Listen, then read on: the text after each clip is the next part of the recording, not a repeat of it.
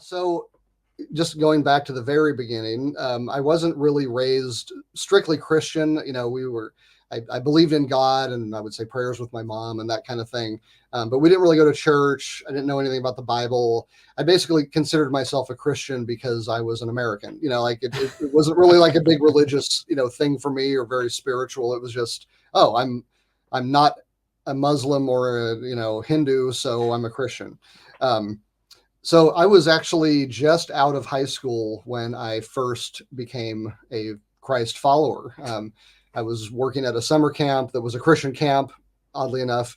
And we spent the first week being taught how to explain the gospel to children, which was perfect for me because that's about the level I was at. Perfect. And had a fantastic summer and came out of it, with this strong belief, but having no idea what to do with it because I just spent 2 months in a camp, so family really wasn't Christian, friends weren't Christian. What do I do now? So it took a few years to kind of get my traction, but when I did, I really came at it with, fierceness. I was very into defending the faith. I wanted to be the person that could answer the kinds of questions that I had when I was an unbeliever and deal with the sorts of things that kept me from becoming Christian, or at least were my excuses for not becoming Christian. I wasn't like a super deep thinker about it. I just mostly liked to sin. And, so if I had any kind of excuse at all to continue doing that, I would use it. So for several years, I studied apologetics in college, just kind of self-taught.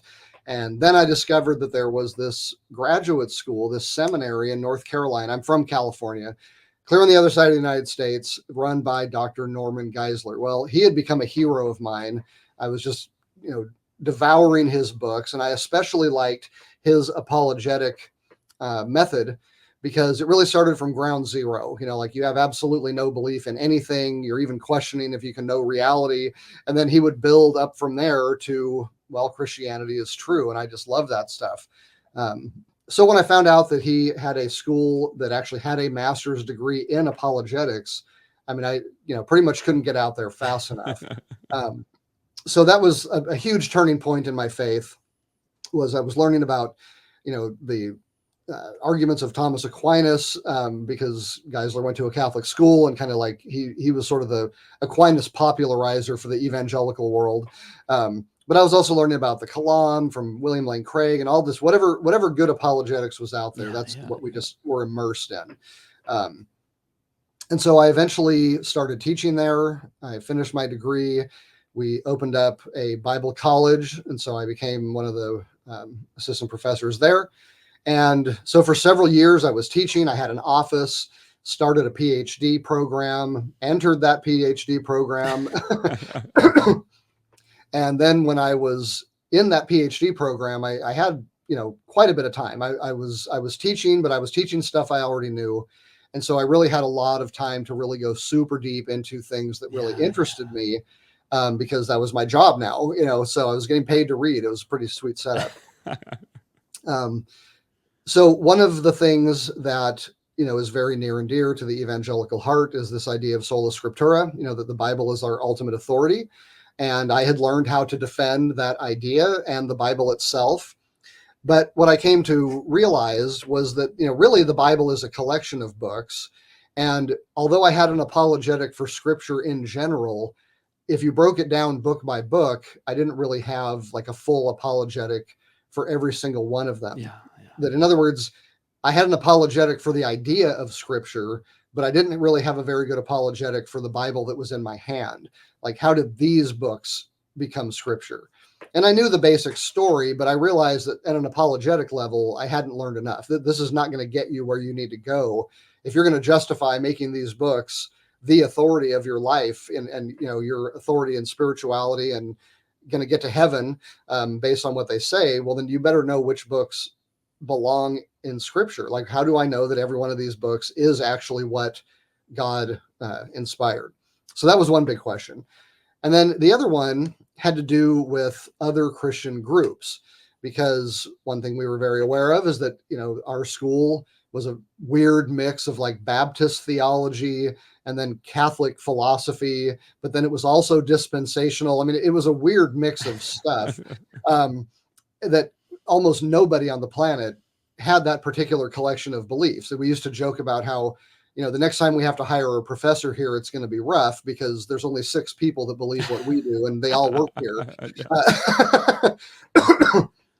And that was an in-house joke, like it wasn't critical. It was just a fact. Like, where else can you go where you have this odd collection of things together?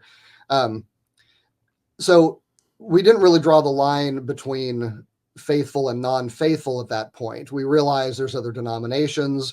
They're completely faithful Christians. They just don't believe things that we do. But then there's also these other groups that are just way too far out: Jehovah's Witnesses, Mormons, Unitarians. And they're so far gone that they need to be evangelized. Like, they're not even Christian, really. You run into one of those guys, they're not on their way to heaven. They believe a false gospel. They have a false Jesus, whatever. And so we drew the line between communion, if we want to call it that, and heresy in, kind of a strange place. Like, it wasn't 100% clear where that line was drawn, which of course brings us to the essentials, right? So we'll talk about that for the rest of the show, but I'll skip it for now. But the bigger question for me was not what are the essentials. At the time, I felt like I had a pretty good handle on that, but how did they become the essentials? Because now we're back to scripture again, right? The Bible doesn't have, certain verses highlighted for you. Oh, this is one of the essentials, and so I was really kind of on a quest for orthodoxy. Like, how do I ground my interpretation of the authority? So on the one hand, I need to ground what the authority is, like, why are these books part of scripture and not others? And then I also need to ground what makes for an orthodox interpretation of that authority versus a heretical one. And after 5 years of pain and struggle and reading, what I thought was the best of all the Protestant world, I became convinced that they didn't have the answer to either of those questions. And what I kept running into was the Catholic Church. It's just a historical fact that the Catholic Church put the canon of Scripture together. They did it. Regardless of how they did it, they did it. And they also were the ones responsible for the councils and creeds that determined Christian orthodoxy. And eventually I had to ask myself, like, at what point did it become okay to leave that church and even disagree with the things that it came up with before whatever went wrong, that allows me to ignore it now. And eventually I couldn't live with the dissonance anymore. Like, if I want to be a coherent Christian, thinking that the Bible is my authority and that there is an orthodox way to understand it, well, then I need to be a part of the church that determined those things. And so that's when I became a Catholic.